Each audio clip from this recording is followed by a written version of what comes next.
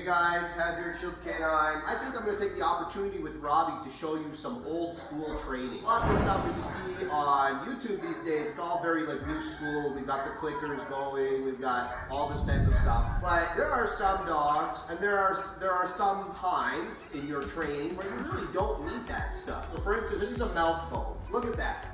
And that's pretty much him with any piece of food. He'll mouth it, he'll lick it if it's particularly tasty, but there's just not a lot of food drive there. He actually wants to play with me more than he wants to eat this piece of food. So obviously using food and obedience training is going to be a long and fruitless journey, and I'd rather avoid all that. I've got a pinch collar on Robbie, I've got a leash. I'm just going to do it the old school way, and I'm going to show you how you can teach literally any dog, whether they have drive, no drive, how to do it down. And I don't mean will he do it for food or will he do it if he feels like it. I mean will he do it every single time. We're going to use a process called negative reinforcement, then I'm going to use positive reinforcement. And I know you're wondering, how am I going to use positive reinforcement with this dog if he doesn't like food? Well, guess what? You can praise and play with your dog as positive reinforcement. It doesn't have to be just food. If you haven't introduced your dog to the prong collar at all, don't do this. First introduce your dog to the prong collar. And if you don't have a relationship with the dog, don't do this, because the dog needs to have a relationship and some trust in you before you do this with the dog, all right? A lot of dogs, they naturally understand up pressure. A lot of dogs have not felt pressure that goes down, and when they feel it, they have a little bit of a panic. I'm gonna make that pressure directly down. I'm gonna go down with him, and I'm gonna make it gently down. You can see here, I'm barely pulling on the lead, just enough that he feels it. He's trying to kind of lean into me. I'm just gonna hold him out there a little bit, and I'm gonna make that pressure. So wait for it. There's a moment, good. When he puts his head down, I immediately stop. I'm just waiting for the minute he kind of just gives a little bit. I'm gonna feel it. So there you can see the pressure's on. I'm gonna wait. That's it, good boy. Now we're gonna break, and I'm gonna pet him, and I'm gonna give him some positive reinforcement. Yes. And I'm gonna raise him up and make him happy, and then we're gonna do it again, all right? So I'm gonna make that pressure again. There's no command yet, because it's not necessary. Oh, good job, buddy. There's no need yet to shoot for the whole thing. There's a brief instant that he gives to the leash. You know, a lot of people think of training with pressure as it's just like a master-slave kind of thing. I told you to do it, so you're gonna do it. Or you can make it more of a positive experience for the dog, where he deals with the pressure a little bit, he gives to it a little bit, immediately break and praise. You don't have to shoot for the whole down right away. Take a little bit of pressure, and I'm gonna wait. Almost, he's giving now, but I'm gonna ask a little more. Nope, that's not the right behavior. We're gonna wait, and again, not heavy pressure, it's very light. If he jumps around a little bit, I'm just gonna wait here with him, and there's gonna be a moment. There it is, that's it, good boy. The real important thing is the second I felt him give, I came back up with the leash, and all that sensation that he was feeling around his neck immediately disappeared. Now I'm gonna shoot for the elbows all the way on the ground, just enough pressure to keep him from going. That's it, good job, buddy. So I'm gonna wait, elbows.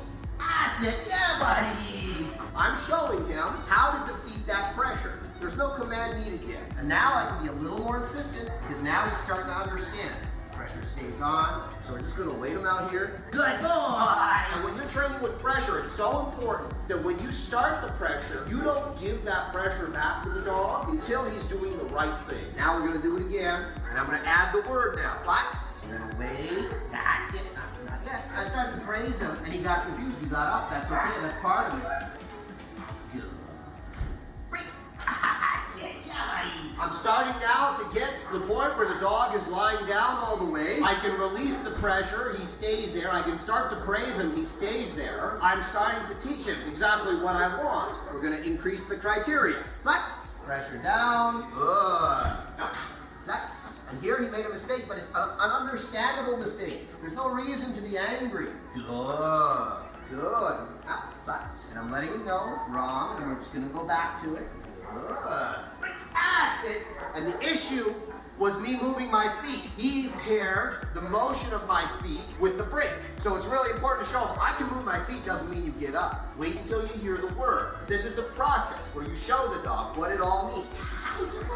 I'm gonna walk him around a little bit, and we're gonna start doing it in different spots in the room. Just because he can do it in that spot of the room doesn't mean he can do it everywhere. And this is where we gotta start kind of generalizing our training, because dogs don't generalize very well. Let's.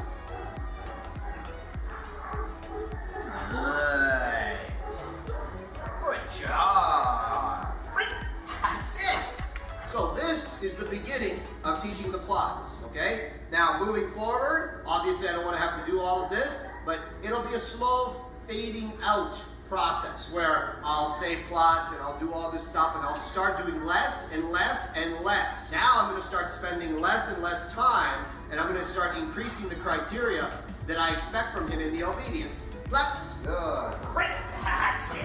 listen. Dog training is a system of communication. If you do it properly, you're not going to have any of these issues. You're not going to have to rely on any one thing. Now, I'm using a pinch collar. You could use a flat collar to do this. You could use a choke chain. I like using the pinch collar because it's really clear and it doesn't take a lot of pressure to get a long way with your dog. I hope this helped you guys, and this method can work in many different contexts. I just wanted you to see some old school training in a way that you can use at home, maybe with your dog, or you can it helps you with a specific thing, whether it's a sit, a down, a stay. This method can work in many different contexts.